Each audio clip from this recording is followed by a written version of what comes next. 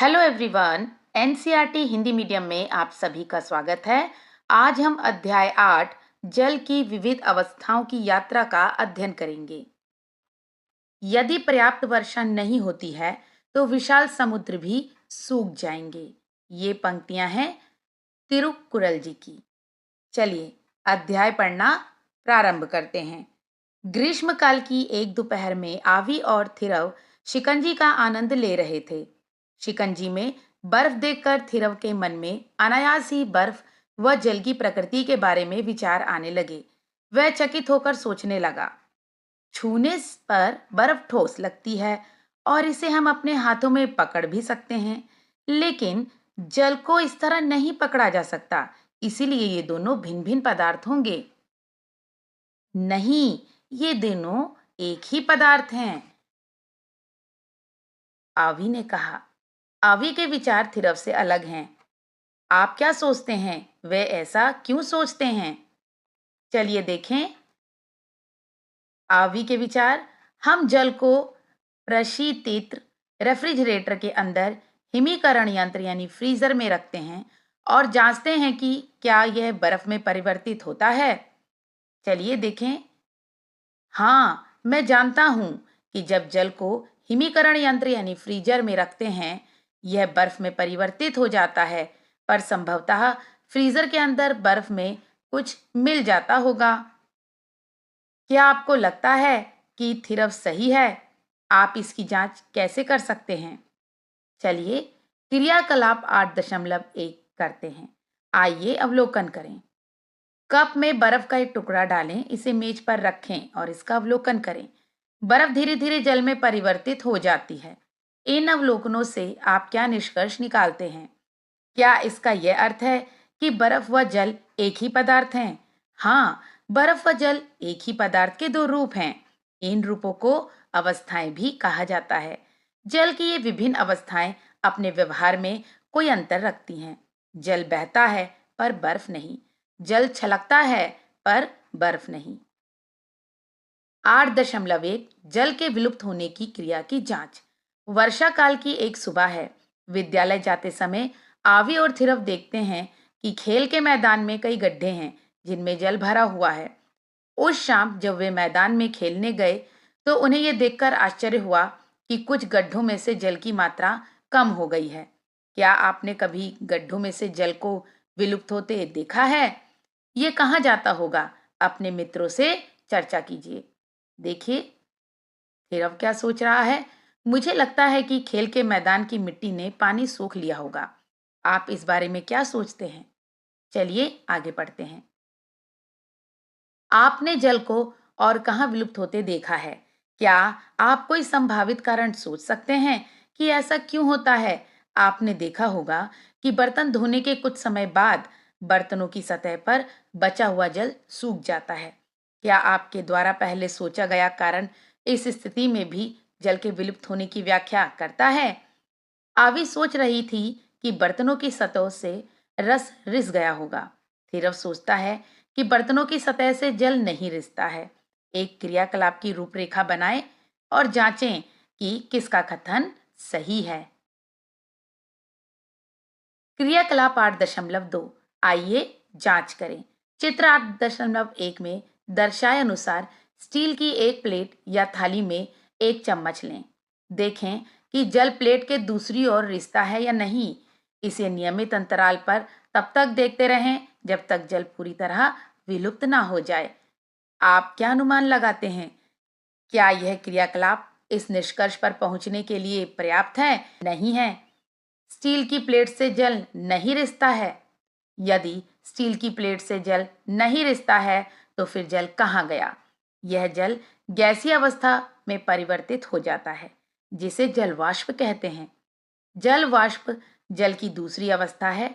आइए एक और अवलोकन के बारे में सोचें जहां आप देखते हैं कि जल विलुप्त हो रहा है। जब हम डोसा बनाते हैं तब हम गर्म तवे पर जल छिड़कते हैं और जल विलुप्त हो जाता है। ये कहाँ जाता है?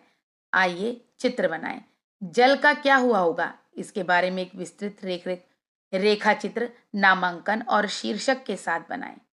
ये देखिए बच्चों, स्टील की प्लेट पर एक चम्मच जल रखा गया है। गरम तवे पर जो जल छिड़का जाता है वो भाप में बदल जाता है। भाप वास्तव में जल वाष्प है, जिसका कुछ भाग जल की बूंदों में परिवर्तित हो जाता है। जल के वाष्प अवस्था में परिवर्तित होने की प्रक्रिया को वाष्पीकरण या वाष्पन कहते हैं। वाष्पीकरण की प्रक्रिया कमरे के सामान्य तापमान पर भी लगातार होती रहती है। क्या आप वाष्पीकरण के अन्य उदाहरण सोच सकते हैं? गीले कपड़े, पोछा लगे फर्श और शरीर के पसीने का सूखना इसके कुछ अन्य उदाहरण हैं। वास्तव में जल वाष्प अदृश्य होती है, लेकिन भाप में छोटी छोटी बूंदों की उपस्थिति इसे दृश्यमान बनाती है। क्या आप ये जानते थे बच्चों? अब आप क्या सोचते हैं, गड्ढों से जल के विलुप्त होने का क्या कारण है? क्या यह भूमि में जल के रिसाव के कारण है, जल के वाष्पीकरण के कारण है, या इन दोनों के कारण है? जैसे ही आप अपने हाथों पर हैंड सैनिटाइजर मलते हैं, वह विलुप्त हो जाता है। इसका क्या होता है?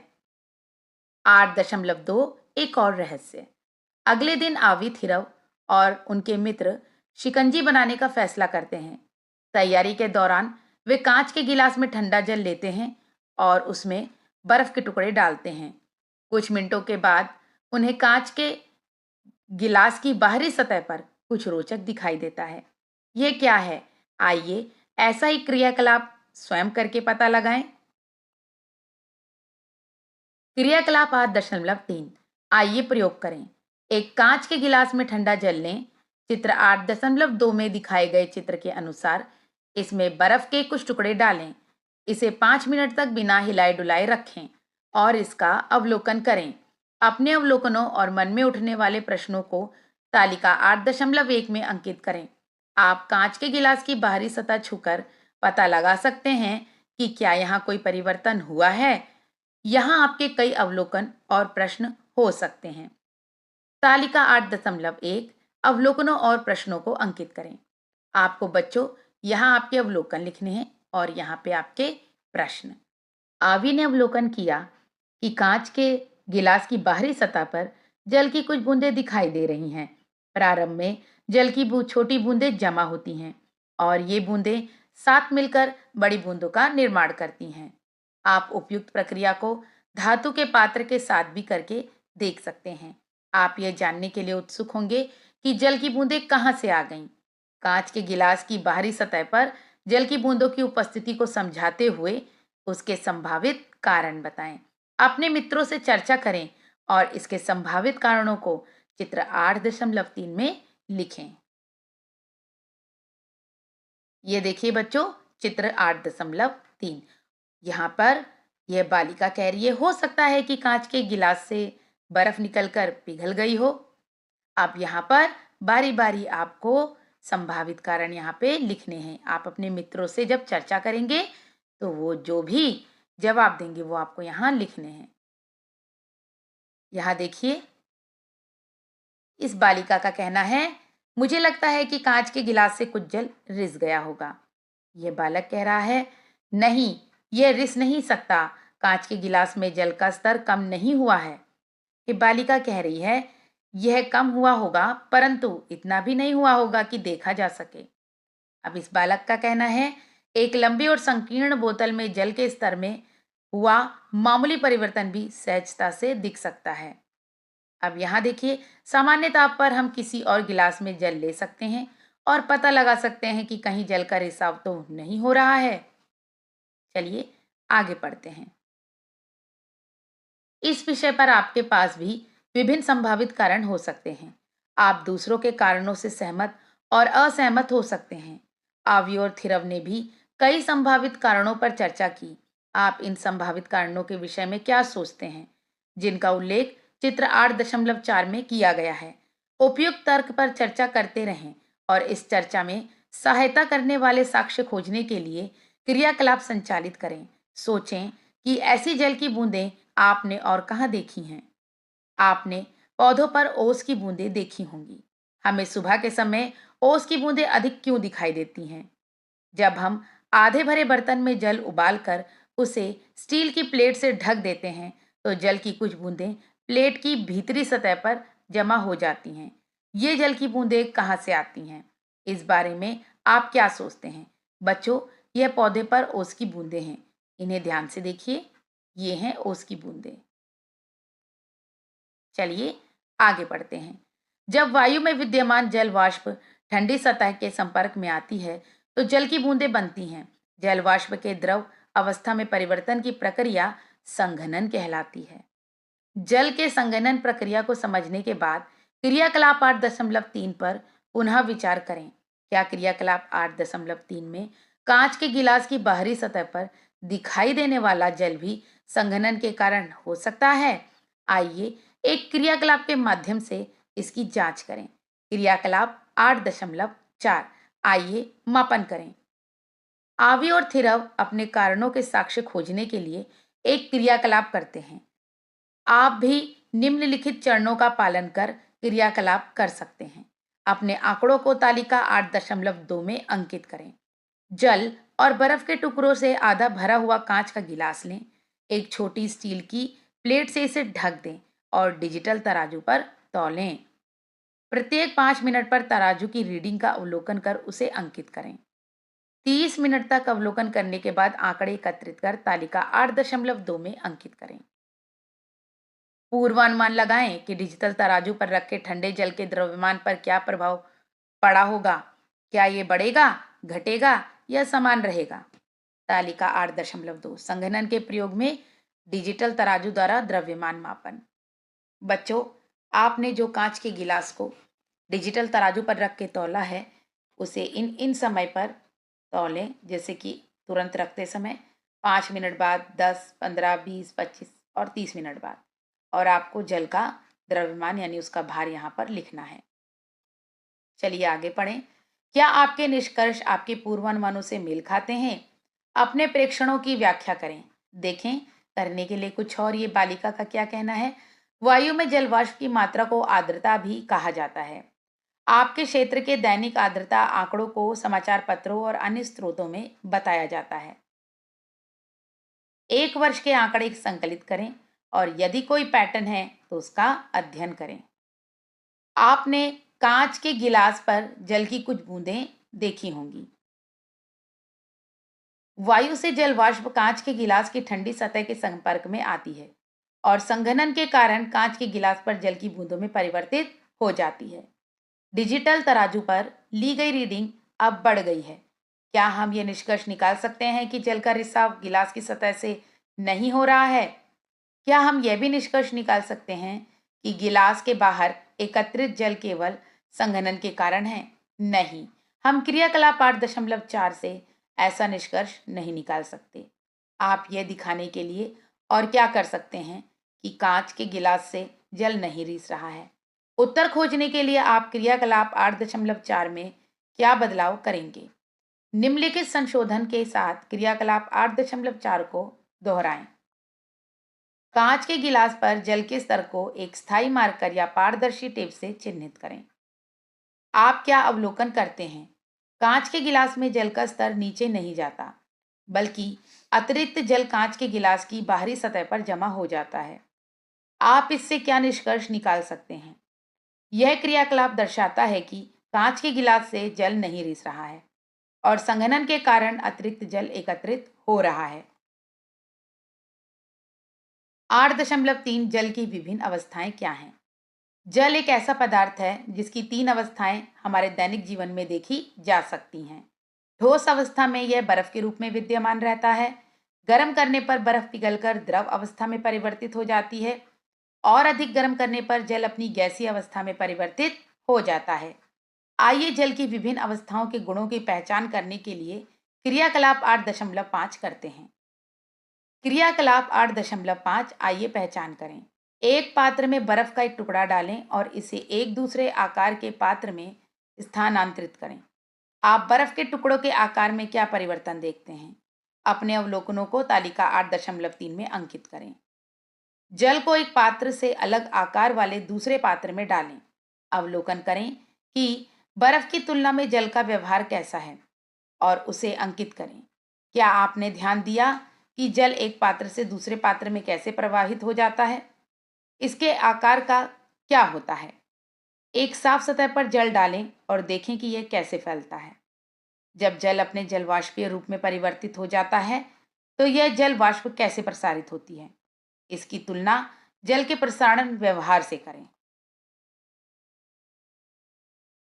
ये देखिए बच्चों, ये तालिका 8.3 है। जल की विभिन्न अवस्थाओं की तुलना। आपको गुण देखना है। आकार, बर्फ में आकार कैसा था? ठोस अवस्था में, जल में, द्रव अवस्था में, जलवाष्प में, गैसीय अवस्था में। बहने की क्षमता बर्फ में नहीं होती, जल में होती है, जलवाष्प में नहीं। फैलने की क्षमता बर्फ में नहीं होती, जल में होती है और जलवाष्प में काफी होती है। चलिए आगे पढ़ते हैं। ठोस, द्रव और गैसीय अवस्था में जल के गुणों में क्या क्या अंतर है? बर्फ ठोस अवस्था अपना आकार बनाकर रखती है, चाहे उसे किसी भी पात्र में रखा जाए, जबकि जल उसी पात्र का आकार ले लेता है जिसमें उसे डाला जाता है। बर्फ बहती और फैलती भी नहीं है। जल यानी द्रव अवस्था बहता है और अपना आकार बदलता है। जल का कोई निश्चित आकार नहीं होता है, ये जिस पात्र में रखा जाता है उसी का आकार लेता है। लेकिन जल का आयतन स्थिर रहता है। क्या जल में भी फैलने का गुण होता है? हाँ, जल में आयतन स्थिर रखते हुए फैलने का गुण भी होता है। जलवाष्प गैसीय अवस्था समस्त उपलब्ध स्थान में फैल जाने का गुण प्रदर्शित करती है। गैस निश्चित आकार धारण नहीं करती है। जलवाष्प सामान्य ताप पर भी विद्यमान रहती है। यद्यपि यह हमारे लिए अदृश्य है, यह हमारे आसपास की वायु में विद्यमान है। कपड़े सुखाने या फर्श पर पोछा लगाने जैसी गतिविधियों से वाष्पित होने वाला जल हमारे चारों ओर की वायु के जलवाष्प में योगदान देता है। अब आप जल की 3 अवस्थाओं से परिचित हो चुके हैं। कुछ अन्य पदार्थ भी हैं, इन अवस्थाओं को प्रदर्शित करते हैं, जैसे मोम, तेल और घी। आइए ठोस, द्रव और गैस के कुछ और उदाहरण देखें। अपने आसपास देखें और ठोस पदार्थों के कुछ उदाहरण खोजें। ठोस पदार्थों के कुछ उदाहरण पत्थर, लकड़ी और बर्तन भी हो सकते हैं। द्रव पदार्थों के अन्य उदाहरण क्या हैं, जिनके विषय में आप सोच सकते हैं? यहाँ 2 उदाहरण हैं, दूध और तेल। 5 अन्य उदाहरणों के बारे में सोचें। क्या आपने कभी ध्यान दिया है कि आप रसोई घर में प्रवेश किए बिना भी खाना पकने की गंध को अनुभव कर सकते हैं? ये गंध हम तक कैसे पहुंचती है? ऐसा इसलिए है कि स्वादिष्ट खाना पकने की सुगंध वायु के माध्यम से फैलती है और हमारी नाक तक पहुंचती है, भले ही हम रसोई घर में ना हों। गैसों के अन्य उदाहरण क्या हैं, जिनके बारे में आप सोच सकते हैं? ऑक्सीजन व कार्बन डाइऑक्साइड के विषय में आप क्या कहेंगे? 8.4 हम जल की अवस्था कैसे परिवर्तित कर सकते हैं? अब तक हम यह जान चुके हैं कि जल ठोस, द्रव और गैसीय अवस्था में विद्यमान है। आप जल की अवस्था कैसे परिवर्तित कर सकते हैं? आप बर्फ को तुरंत उसकी द्रव अवस्था अर्थात जल में कैसे परिवर्तित कर सकते हैं? यदि हमें बर्फ को जल और जल को जलवाष्प में परिवर्तित करना है, तो हमें ऊष्मा की आपूर्ति करनी होती है। यदि हमें जल को बर्फ में परिवर्तित करना है, तो क्या करना होगा?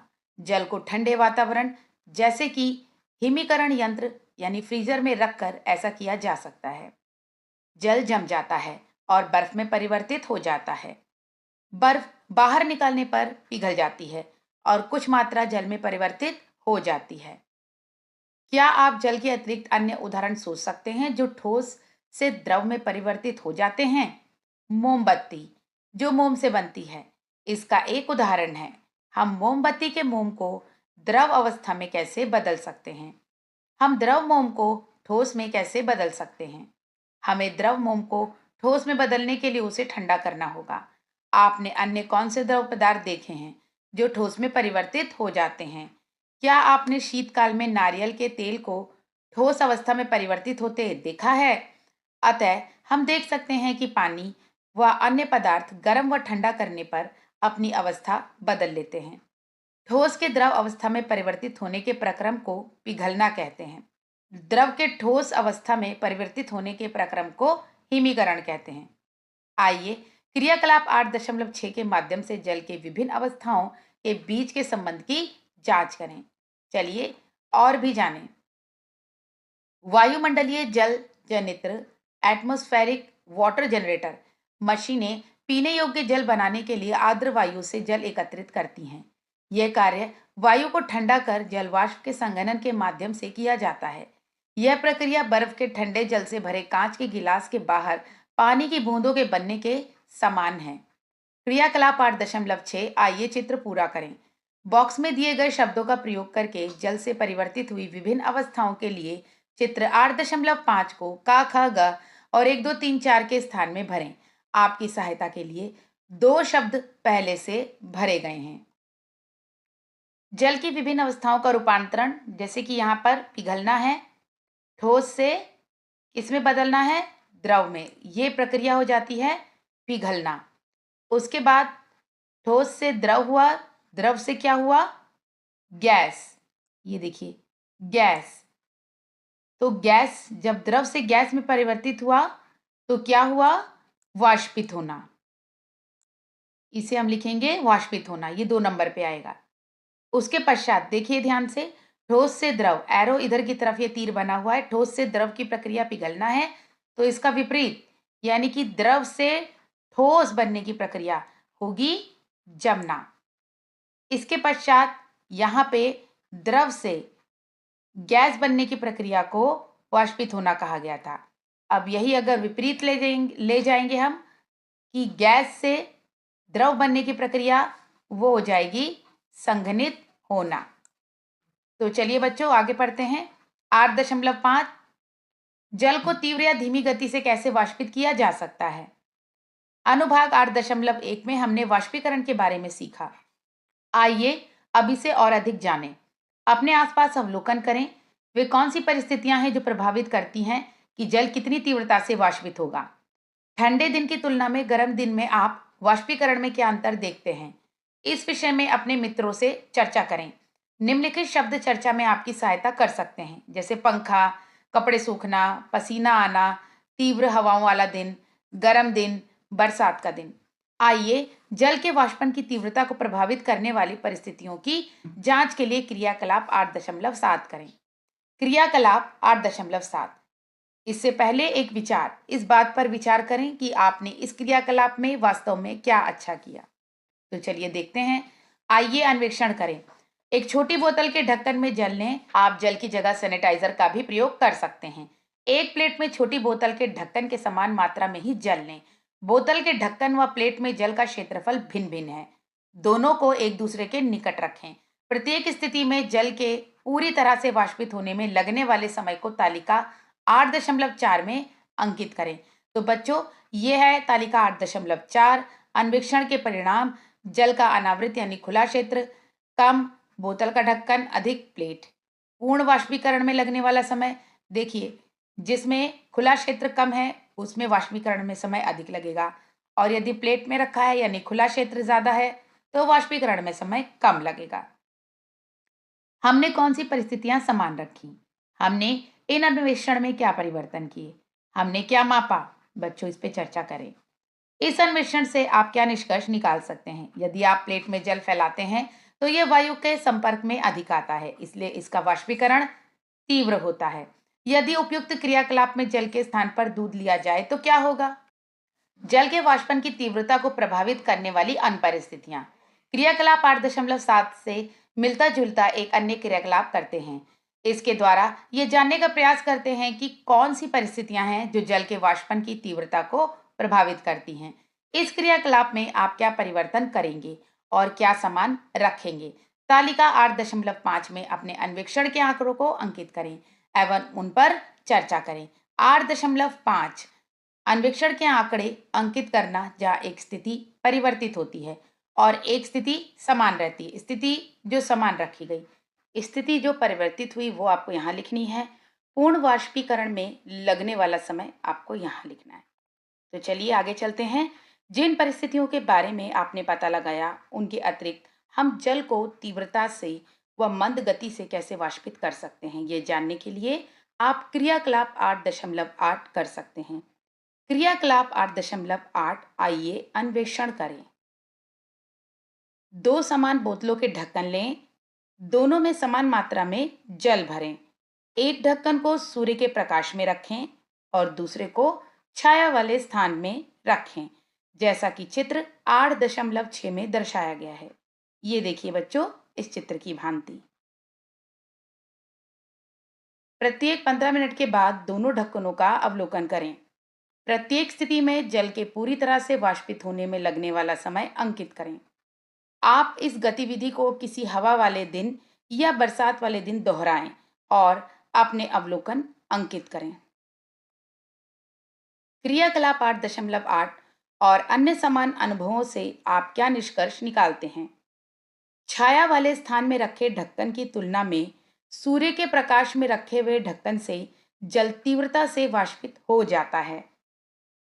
प्रायः तेज धूप वाले दिनों में कपड़े जल्दी सूख जाते हैं। क्या तेज हवा वाले दिन कपड़े जल्दी सूखते हैं या धीमी गति से? प्रायः ये देखा गया है कि तेज हवा वाले दिन कपड़े जल्दी सूख जाते हैं। हवा की गति बढ़ने से जल तीव्रता से वाष्पित होता है। चलिए आगे देखते हैं। यह भी प्रायः देखा गया है कि बरसात के दिनों में कपड़े देर से सूखते हैं। बरसात के दिन पानी धीरे धीरे वाष्पित होता है।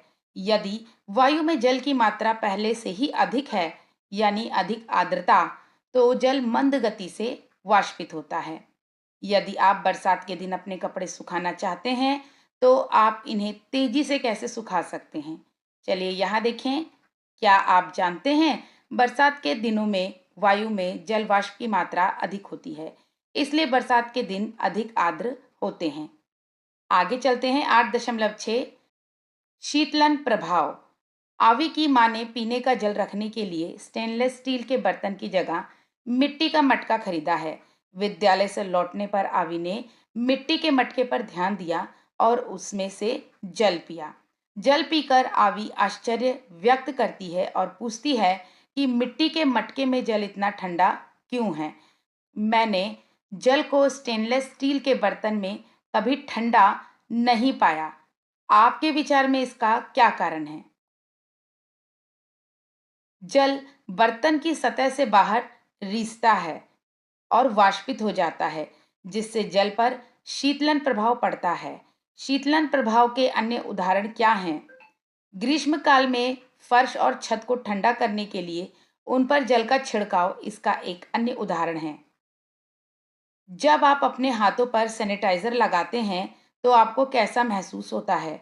आइए एक सरल और बिजली मुक्त गमलों से पॉट इन पॉट कूलर का मॉडल बनाकर शीतलन प्रभाव का अवलोकन करने के लिए क्रियाकलाप 8.9 का निष्पादन करें। आइए देखें ये बालिका क्या कह रही है। अब मैं समझ सकती हूँ कि पंखे के नीचे बैठने से हमें ठंडक क्यों अनुभव होती है। पंखे की हवा पसीने को वाष्पित करती है और हमें ठंडा अनुभव करने में मदद करती है। क्रियाकलाप 8.9। आइए एक मॉडल बनाएं। भिन्न भिन्न आकार के दो मिट्टी के गमले लें। बड़े गमले के निचले हिस्से को रेत की एक परत से भरें, जैसा कि चित्र 8.9 में दर्शाया गया है। छोटे गमले को बड़े गमले के बीच में रखें। ये देखिए बच्चों, ये गमला है और इसे रेत, छोटे गमले को, ये दो गमले लिए गए हैं, ये बड़ा गमला है और अंदर छोटा। छोटे गमले को रख दिया गया है बीच में और इन दोनों के बीच में जो स्थान बच रहा है उसमें रेत भर दी गई है। गमलों के बीच के रिक्त स्थान में और अधिक रेत भरें। देखिए यहाँ रेत भर दी गई है। रेत वाले क्षेत्र में जल भरें। छोटे गमले का शीर्ष ढकने के लिए ढक्कन या गीली जूट की बोरी रखें। जब गमलों का पॉट इन पॉट कूलर तैयार हो जाए, तो आप उसका चित्र भी बना सकते हैं। गमलों के पॉट इन पॉट कूलर को ठंडा होने के लिए 4-5 घंटे का समय दें। यह समय सीमा कई स्थितियों से प्रभावित हो सकती है। अवलोकन कर चर्चा करें कि किस प्रकार के गमलों के अंदर शीतलन प्रभाव पैदा होता है। कूलर में रखे फलों और साग सब्जी की ताजगी की जांच के लिए उनका 1 सप्ताह तक प्रतिदिन अवलोकन कीजिए। रेत नम रखने के लिए आपको नियमित रूप से उसमें जल का छिड़काव करना होगा। इसमें साग और फलों को कितने दिनों तक ताजा रखा जा सकता है? वह कौन सी स्थितियां होंगी जो इन दिनों की संख्या को प्रभावित कर सकती हैं? बेहतर शीतलन के लिए हम रेत के स्थान पर और क्या प्रयोग कर सकते हैं? आप सभी इस अनोखे मिट्टी के पात्र से परिचित होंगे जिसे सुराही कहा जाता है। चित्र 8.8, ये देखिए बच्चों, ये सुराही है। ग्रीष्म काल में सुराही का उपयोग जल ठंडा रखने के लिए किया जाता है। आइए आगे देखें। 8.7, बादल हमें वर्षा कैसे देते हैं। संघनन जल को पृथ्वी की सतह पर वापस लाने के प्रक्रम में एक महत्वपूर्ण भूमिका निभाता है। ये कैसे होता है? जैसे जैसे वायु धरती की सतह से ऊपर उठती है तो ये ठंडी होती जाती है। एक निश्चित ऊंचाई पर वायु इतनी ठंडी हो जाती है कि उसमें उपस्थित जलवाष्प छोटी छोटी जल की बूंदों यानी जल कणिकाएं में परिवर्तित हो जाती है और आमतौर पर धूल के कणों के आसपास बनती है। ये छोटी जल कणिकाएं वायु में तैरती रहती हैं और बादल के रूप में दिखाई देती हैं। बहुत सी जल कणिकाएं आपस में मिलकर जल की बड़ी बूंदें बनाती हैं। इनमें से कुछ बूंदें इतनी भारी हो जाती हैं कि वे नीचे गिरने लगती हैं। इन गिरती हुई बूंदों को ही हम वर्षा कहते हैं। विशेष परिस्थितियों में ये ओले या हिम के रूप में भी गिर सकती हैं। आवी वर्षा का आनंद लेती है और एक कविता रचती है। आप भी इस कविता को पूरा कर अपनी कक्षा में प्रस्तुत कर सकते हैं। आइए बच्चों देखें, क्या आप जानते हैं जल वाष्प युक्त वायुमंडल पृथ्वी के आसपास हवा की पतली परत जो होती है बच्चों, उसी ही हम वायुमंडल कहते हैं। जल वाष्प युक्त वायु वायुमंडल में ऊपर क्यों जाती है? जैसा कि हम जानते हैं हल्की गैसों से भरे गुब्बारे वायु में ऊपर जाते हैं। इसी प्रकार जल वाष्प वायु से हल्की होती है जिसके कारण यह ऊपर उठती है। चलिए बच्चों, इस कविता को पढ़ें। जल की बूंदें आसमान में फिरें, सोचे धरती से कैसे मिलें। वाष्प बन वायु में घूमें, बादल बन आसमान में झूमें। पर बने बर्फ या बारिश की धार, जल कैसे निर्णय ले इस बार। कहीं गिरे तो हिम कहलाए, कहीं वर्षा की धार बन जाए। बच्चों, ये दो पंक्तियां खाली हैं। यहाँ पर आपको स्वयं कविता बनानी है, यानी उसकी रचना करनी है और लिखना है। अब सोचो समझो और करो विचार, किस पथ पर चले जल इस बार। तो आपको स्वयं ये दो पंक्तियां पूर्ण करनी है। क्रियाकलाप 8.10, बादलों के निर्माण में धूल के कणों की भूमिका को दर्शाता है। क्रियाकलाप 8.10, आइए सामूहिक क्रियाकलाप में भागीदार बने। पहले ये चेतावनी पढ़ें, सावधान, कागज जलाते हुए सावधानी बरतें। प्रयोग में ना आने वाली 1 लीटर की एक खाली बोतल लें, उसमें लगभग 1 कप जल डालें, ढक्कन कसकर बंद कर दें। अब 2-3 मिनट तक लगातार बोतल को जल्दी जल्दी दबाएं और छोड़ें। फिर बोतल में जल के ऊपर के स्थान का अवलोकन करें। समाचार पत्र का एक छोटा टुकड़ा जलाकर जल में मिलाएं और इस प्रक्रिया को दोहराएं। आप क्या अवलोकन करेंगे? इस स्थिति में आप बोतल में जल के ऊपर कुछ धुंधलापन यानी बादल देखेंगे। समाचार पत्र के जलने से बहुत छोटे अदृश्य धूल के कण निकलते हैं जिसके चारों ओर जलवाष्प संघनित होकर बादलों का निर्माण करती है। आइए हम अपनी समझ को दर्शाने के लिए क्रियाकलाप 8.11 करें कि जल कैसे अपनी अवस्था और अपनी गति बदलता है। क्रियाकलाप 8.11, आइए प्रक्रिया समझें।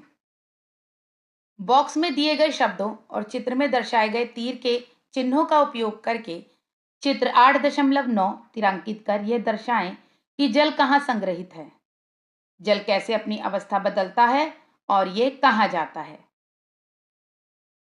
ये देखिए बच्चों, बादल, झील, समुद्र, महासागर, नदी, भूजल, वाष्पीकरण, संघनन, वर्षा, हिम। आइए देखें, यह क्या हो रही हैं पानी की बूंदें? यह वर्षा है। यहाँ भी वर्षा है, यहाँ भी वर्षा है। और ये क्या हो रहा है जो पानी ऊपर की ओर जा रहा है? यह पानी का वाष्पीकरण हो रहा है। अब देखते हैं संघनन।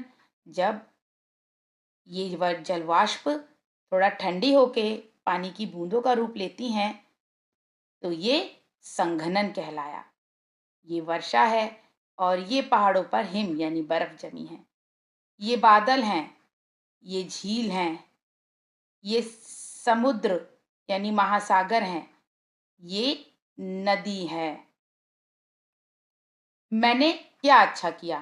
क्या मैं जल चक्र के सभी भागों को नामांकित करने में सक्षम था या थी? जल चक्र के कौन से भाग मुझे स्पष्ट नहीं थे? बच्चों, इस चित्र को जल चक्र कहा जाता है। ये जल चक्र है जिसके अंदर इस चीज को समझिए। देखिए, वर्षा हुई और ये पानी यहाँ महासागरों, नदियों, झीलों में एकत्रित हुआ। सूर्य के तीव्र गर्मी से जल वाष्पित हुआ, संघनन बादल बने, पुनः वर्षा हुई। यही चक्र चलता है। यह जल चक्र।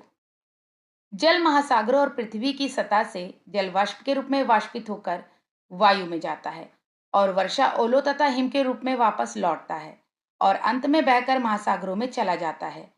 जल के इस प्रकार चक्रण को जल चक्र कहते हैं। पृथ्वी पर उपलब्ध जल का केवल एक छोटा सा भाग ही पौधों, जानवरों व मनुष्यों के उपयोग के योग्य है। अधिकांश जल महासागरों में है और इसका उपयोग सीधे तौर पर नहीं किया जा सकता है। हम जल का उपयोग पीने के साथ साथ अन्य कई गतिविधियों के लिए भी करते हैं। बढ़ती जनसंख्या के साथ जल का उपयोग करने वाले लोगों की संख्या भी बढ़ रही है।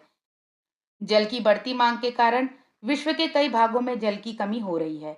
अतः यह बहुत आवश्यक है कि हम सभी जल का बुद्धिमानी से उपयोग करें और इसे व्यर्थ होने से बचाएं। आइए हम अपने जलाशयों को प्रदूषण से मुक्त रखें। आप प्रकृति की अमूल्य संपदा नामक अध्याय में जल और उसके संरक्षण के विषय में अधिक विस्तृत जानकारी प्राप्त करेंगे। तो बच्चों, इसके साथ ही हमारा अध्याय जल की विविध अवस्थाओं की यात्रा समाप्त हुआ। प्रश्न उत्तर करेंगे। चलिए शुरू करते हैं। आइए और अधिक सीखें। निम्नलिखित में से कौन सा संघनन का सबसे अच्छा वर्णन करता है? तो बच्चों, यहाँ पर आपको 4 विकल्प दिए गए हैं। पहला, जल का वाष्प के रूप में परिवर्तन। ये संघनन नहीं है। जल का द्रव से गैसीय अवस्था में बदलने का प्रक्रम, ये भी संघनन नहीं है। छोटी जल की बूंदों से बादलों का बनना, ये भी नहीं है। इसके पश्चात है जल वाष्प का उसकी द्रव अवस्था में परिवर्तन। ये है सही उत्तर। जल वाष्प का उसकी द्रव अवस्था में परिवर्तन। बच्चों, जब जल वाष्प छोटी छोटी जल की बूंदों में परिवर्तित होती है तो इसी को हम संघनन कहते हैं। प्रश्न 2, नीचे की दी गई प्रक्रियाओं में से किस प्रक्रिया में वाष्पीकरण बहुत महत्वपूर्ण है? जैसे कि क, रंग भरना में वाष्पीकरण रेयॉन से वो उसमें नमी नहीं होती है। एक्रेलिक रंगों से इनमें भी नमी नहीं होती है। पेंसिल रंगों से इनमें भी नमी नहीं है। पानी के रंगों से, यह विकल्प सही है। बच्चों, जब पानी के रंगों से वाष्पीकरण होता है तो रंग सूख जाता है और इधर उधर फैलता नहीं है। चलिए अब खा पे चलते हैं। कागज पर लिखना। कागज पर लिखते समय किससे वाष्पीकरण होना चाहिए? पेंसिल से नहीं, क्योंकि पेंसिल में नमी नहीं है। बॉल पॉइंट पेन से, इसमें भी जल नहीं है, नमी नहीं है। स्याही वाले पेन से, इसमें नमी होती है क्योंकि स्याही में पानी मिला होता है थोड़ा सा।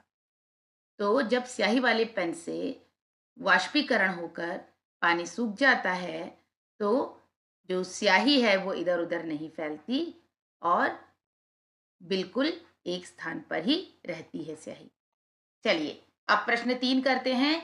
आजकल हमें कई जगह हरे रंग की प्लास्टिक की घास दिखाई देती है। प्राकृतिक घास के आसपास का स्थान प्लास्टिक की घास के आसपास के स्थान की तुलना में अधिक ठंडा लगता है। क्या आप पता लगा सकते हैं कि ऐसा क्यों है? चलिए उत्तर देखते हैं। प्राकृतिक घास में नमी होती है। बच्चों, जो प्राकृतिक घास है जो कि प्राकृतिक रूप से मैदानों में उगती है, उसमें नमी होती है जो सूर्य की ऊष्मा पाकर ताप के कारण, यानी जब सूर्य की ऊष्मा मिलती है तो उन्हें गर्मी मिलती है, ताप मिलता है, तो उसमें क्या होता है? वाष्पित होती है। क्या वाष्पित होती है? जो उसमें जल की बूंदें होती हैं वह। वाष्पीकरण की प्रक्रिया में ऊष्मा का उपयोग होता है जिससे वह क्षेत्र ठंडा हो जाता है। जबकि प्लास्टिक की घास में नमी नहीं होती जिस कारण वाष्पीकरण नहीं होता। और उसके आसपास का क्षेत्र भी गर्म रहता है। चलिए, प्रश्न 4, जल के अतिरिक्त अन्य द्रव पदार्थों के उदाहरण दीजिए जो वाष्पित हो सकते हैं। उत्तर, जल के अतिरिक्त अन्य द्रव पदार्थ जो वाष्पित हो सकते हैं वे निम्नलिखित हैं। Number 1, petrol. नंबर 2, इत्र और परफ्यूम। 3, तरल गैस।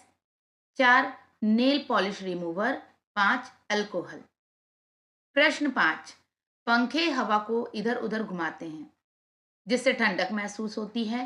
गीले कपड़ों को सुखाने के लिए पंखों का उपयोग विचित्र लग सकता है क्योंकि पंखे की हवा वस्तुओं को ठंडा करती है, गर्म नहीं। सामान्यतः जब जल वाष्पित होता है तो उसे ऊष्मा की आवश्यकता होती है, ठंडी वायु की नहीं। आपका इस विषय में क्या सोचना है? उत्तर, जब पंखा चलता है तो इससे हवा का प्रवाह तेज हो जाता है और गीले कपड़ों से जल तेजी से वाष्पित हो जाता है। वाष्पीकरण की प्रक्रिया में जो ऊष्मा की आवश्यकता होती है वह कपड़े से ली जाती है और पंखे की तेज हवा के कारण यह प्रक्रिया तीव्र गति से होती है। पंखे की ठंडी हवा से वाष्पीकरण की दर बढ़ती है। चलिए, प्रश्न 6 देखते हैं। प्रायः जब नालियों से कीचड़ निकाला जाता है तो नाली के बगल में उसका ढेर बनाकर 3 से 4 दिनों के लिए छोड़ दिया जाता है। इसके बाद इसे उद्यान या खेत में ले जाया जाता है जहां इसका उपयोग खाद के रूप में कर सकते हैं। यह विधि कीचड़ को दूसरे स्थान पर ले जाने की लागत कम करती है और इसके साथ ही काम करने वाले व्यक्तियों की सुरक्षा बढ़ाती है। इस पर विचार करें और बताएं कि ऐसा क्यों है। उत्तर, जब नालियों से कीचड़ निकाला जाता है तो नाली के बगल में उसका ढेर बनाकर 3 से 4 दिनों के लिए इसलिए छोड़ दिया जाता है ताकि उस कीचड़ में मौजूद पानी वाष्पित हो सके। वाष्पीकरण के कारण कीचड़ का पानी कम हो जाता है। इससे उसका वजन और आयतन दोनों कम हो जाते हैं जिससे कीचड़ को एक स्थान से दूसरे स्थान पर ले जाने में कम प्रयास और लागत लगती है क्योंकि सूखा कीचड़ हल्का होता है और जगह कम घेरता है। कीचड़ सूख जाने से कीटाणुओं का खतरा भी कम हो जाता है। यह अतः यह विधि आर्थिक व स्वास्थ्य की दृष्टि से बेहतर है। तो बच्चों, इसमें आपने समझा कि किस प्रकार कीचड़ जो होता है उसमें अधिक जल रहता है और जब कुछ दिन के लिए हम उसे छोड़ देते हैं तो जल वाष्पित हो जाता है, सूख जाता है और जब सूख जाता है तो उसमें जो कीटाणु होते हैं वे भी ज़्यादा नहीं पनप पाते। तो यानी कि ये दोनों ही दृष्टि से अधिक बेहतर है। हल्का हो जाता है तो लाने ले जाने में हल्का रहता है, लागत कम पड़ती है और कीटाणुओं का खतरा कम रहता है। तो जो उसको ला रहे हैं, ले जा रहे हैं, उनके स्वास्थ्य पे भी कम प्रभाव पड़ता है। चलिए, प्रश्न 7, एक दिन के लिए घर में होने वाली गतिविधियों का अवलोकन करें। उन गतिविधियों की पहचान करें जिनमें वाष्पीकरण सम्मिलित है। वाष्पीकरण के प्रक्रम को समझने से हमें अपनी दैनिक गतिविधियों में कैसे सहायता मिलती है?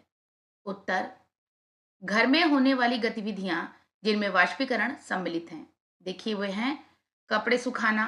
देखिए, इसमें कपड़े सुखाने में वाष्पीकरण होता है। पानी उबालने में होता है, उबलते पानी से कितना पानी वाष्पित होकर उड़ जाता है। पोछा लगाते हैं जब हम तो फर्श गीली रहती है लेकिन कुछ देर बाद ही फर्श सूख जाती है, यानी कि पानी वाष्पित हो जाता है।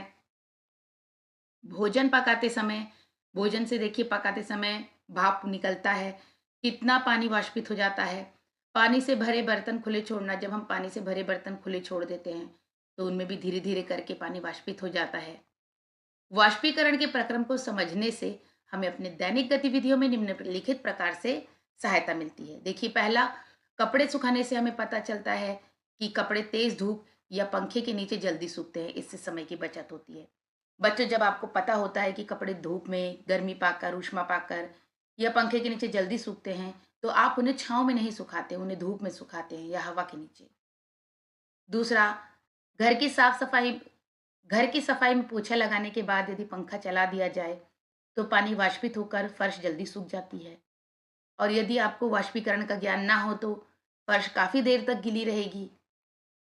तीसरा, भोजन पकाते समय हमें बर्तन में पानी को मात्रा को नियंत्रित करना आता है जिससे खाना जलने से बच सकता है। जब हमें पता है कि चावल पकाते समय इतना पानी हम डालें कि वाष्पित होने पर भी चावल ना जले, और अगर हमें ज्ञान नहीं होगा तो हम कम पानी डाल देंगे और भोजन जल सकता है। चौथा है, पानी खुला रखने से वाष्पीकरण के कारण वह धीरे धीरे सूख जाता है, इसीलिए जल को ढक कर रखना चाहिए। हम देखिए घर में पीने के पानी को, साफ जल को ढक कर रखते हैं। प्रश्न 8, प्रकृति में जल ठोस अवस्था में किस प्रकार विद्यमान है? चलिए ठोस अवस्था में कैसे विद्यमान है देखते हैं। उत्तर, प्रकृति में जल ठोस अवस्था में कई रूपों में पाया जाता है। पहला, बर्फ। यह जल का सबसे ठोस रूप है जो ध्रुवीय क्षेत्रों व पर्वतीय क्षेत्रों में पाया जाता है। दूसरा है हिम। यह बर्फ के रूप का एक प्रकार है जो ऊंचे पर्वतीय क्षेत्रों में पाया जाता है। तीसरा, ओले। ओले ये छोटे छोटे बर्फ के गोलाकार टुकड़े हैं जो बारिश के दौरान गिरते हैं। चौथा, बर्फ की परत। सर्दी के मौसम में झीलों, तालाबों और नदियों की सतह पर बर्फ की पतली परत बन जाती है। पांचवा, हिमखंड। ये बर्फ के बड़े टुकड़े हैं जो ध्रुवीय क्षेत्रों में समुद्र में तैरते रहते हैं। चलिए प्रश्न 9 करते हैं। जल हमारे अधिकार से पहले हमारी जिम्मेदारी है, इस कथन पर विचार करें, अपने विचार साझा करें। उत्तर, ये कथन हमें हमारी जिम्मेदारी का आभास कराता है कि जिस जल के बिना जीवन असंभव है, उस जल का संरक्षण और सही उपयोग करना हमारी जिम्मेदारी है। जल एक सीमित संसाधन है, इसे बर्बाद किया जाएगा तो भविष्य में आने वाली पीढ़ियां प्रभावित होंगी। अतः हमें इसे बर्बाद होने से बचाना चाहिए, तभी हम इस पर अपना अधिकार जता सकते हैं। प्रश्न 10, धूप में खड़े दुपहिया वाहन की सीट गर्म हो जाती है, आप उसे ठंडा कैसे करेंगे? उत्तर, धूप में खड़ी दुपहिया वाहन की गर्म सीट को ठंडा करने के लिए निम्नलिखित तरीके अपनाएंगे। पहला, सीट पर पानी का छिड़काव करना। दूसरा, गीले कपड़े को कुछ देर के लिए सीट पर रख देंगे जिससे सीट ठंडी हो जाती है। तीसरा, कुछ देर के लिए वाहन को छांव में खड़ा कर देंगे। चौथा, सीट को ढककर रख देंगे जिससे उस पर सीधी धूप ना पड़े। उपरोक्त तरीकों से हम धूप में गर्म हुई सीट को जल्दी ठंडा कर सकते हैं और वाहन का उपयोग आसानी से कर सकते हैं। तो बच्चों, इसके साथ ही अध्याय 8 जल की विविध अवस्थाओं की यात्रा से संबंधित प्रश्न उत्तर समाप्त हुए। मिलते हैं नेक्स्ट वीडियो में। Good bye everyone.